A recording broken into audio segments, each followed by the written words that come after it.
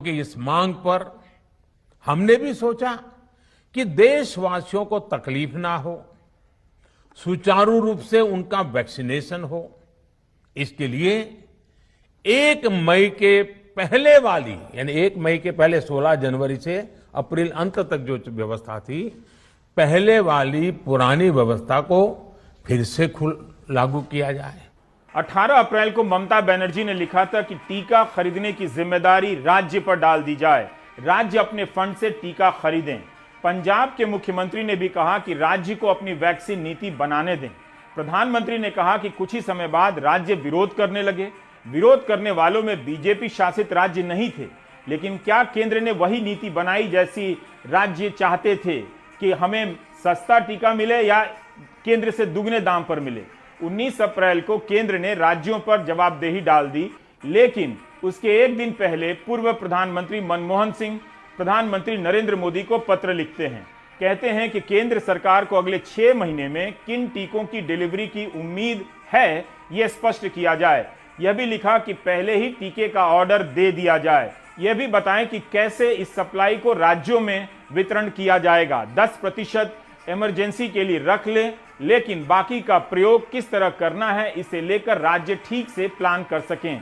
राज्यों को यह तय करने की आजादी हो कि किस ग्रुप को टीका पहले लगाना है।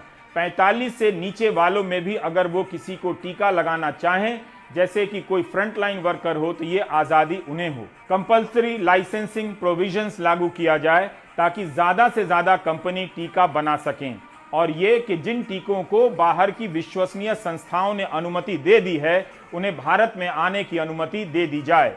मनमोहन सिंह 18 अप्रैल को पत्र लिखते हैं कि केंद्र सरकार अनिवार्य लाइसेंस नीति के तहत दूसरी कंपनियों को टीका उत्पादन का अधिकार दे दे।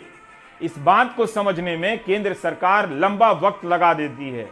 17 मई को वीके पॉल कहते हैं कि भारत बायोटेक अपना पेटेंट कुछ कंपनियों के साथ साझा करने के लिए तैयार है। अब इस मामले में क्या प्रगति है, सरकार ही बता सकती है। यही नहीं, भारत बायोटेक का पेटेंट आईसीएमआर के पास होने के बाद भी दूसरी कंपनियों को उत्पादन के अधिकार की बात भी सरकार काफी देर से करने लगती है।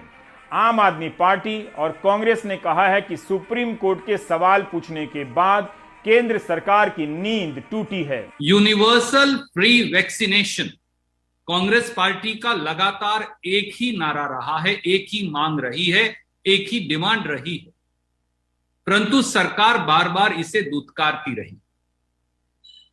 फिर सुप्रीम कोर्ट ने मोदी जी और उनकी सरकार को कटघरे में लाकर खड़ा कर दिया।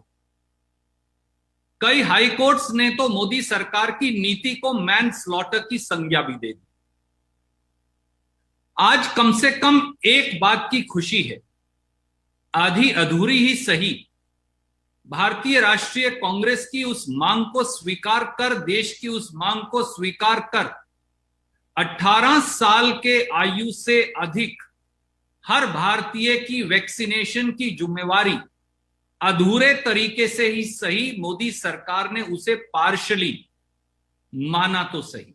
अंततः सुप्रीम कोर्ट की डांट खाने के बाद केंद्र सरकार होश में आई है, अपनी कुंभकर्णी निद्रा से जागी है और फाइनली केंद्र सरकार ने सुप्रीम कोर्ट की डांट खाने के बाद अब ये कदम उठाया है। इस कदम का स्वागत है।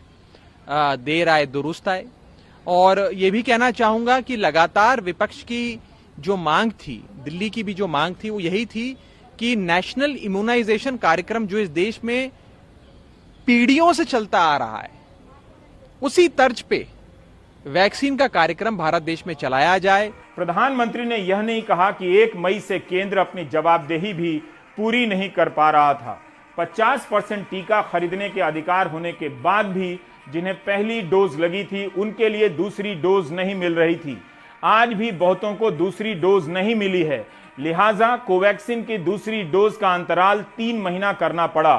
टीका अभियान को लेकर सवाल उठने लगा कि पिछले साल जब दुनिया के बड़े देश खरीद रहे थे, तब भारत क्या कर रहा था।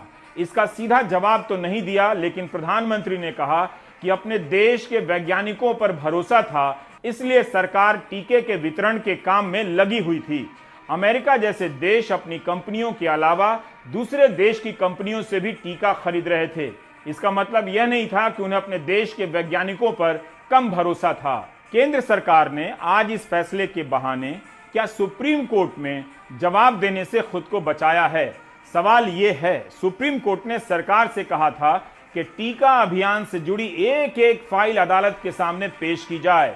कोर्ट ने कहा कि टीका का ऑर्डर कब दिया गया, कब एडवांस दिया गया, उसकी सारी जानकारी पेश की जाए। सुप्रीम कोर्ट ने केंद्र से कहा कि 18 साल से 44 साल की उम्र के लोगों के टीका देने की जो भी नीति बनाई गई है उसका कोई तार्किक आधार नहीं है, यानी बिना सोचे समझे बनाई गई लगती है। कोवैक्सीन, कोविशील्ड, स्पुतनिक की खरीद का जो भी रिकॉर्ड है उसका पूरा डेटा दिया जाए, हर तारीख को कितने डोज की खरीद का ऑर्डर किया गया है बताया जाए, किस तारीख को सप्लाई की बात कही गई है। आलोचना में तो बहुत सारे सवाल उठे थे। सवाल यह भी उठा था कि चारों तरफ लाशें दिख रही हैं, फिर भी सरकार और शमशान के रिकॉर्ड में अंतर क्यों है? इस पर प्रधानमंत्री ने कुछ भी नहीं कहा। विपक्ष ने भी आरोप लगाया कि मरने वालों की संख्या कम बताई जा रही है, इस पर भी केंद्र ने कुछ नहीं कहा।